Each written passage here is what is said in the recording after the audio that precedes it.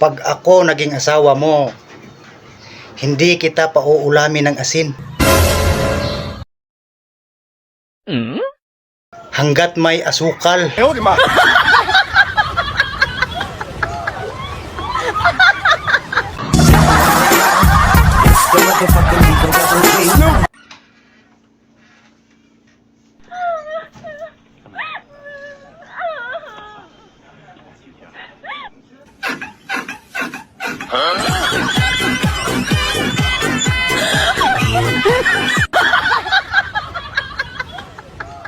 So, nung binato mo siya ng toothbrush dahil masakit na yung mga malulutong na salita niya, gumanti siya at Oo, yun po ang naging dahilan. Nagsabunutan po kami. Hindi ko po siya masabunutan. Dahil wala po siyang buhok. Yung damit na lang. Pwede makapagsalita, sir? Hinawakan ko.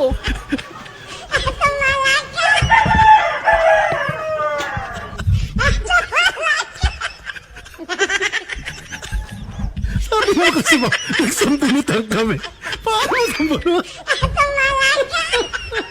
Po, yung damit lang po nahawakan ko. Kaya ako po yung nahawakan niyang paganyan, inuntog simento. Ganun po nangyayari po nun. Kulat ka sa... Ama, Diyos ko po.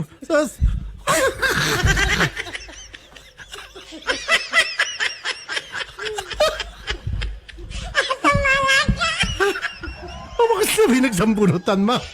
Wala ka sa sambunutin sa kalapong ka.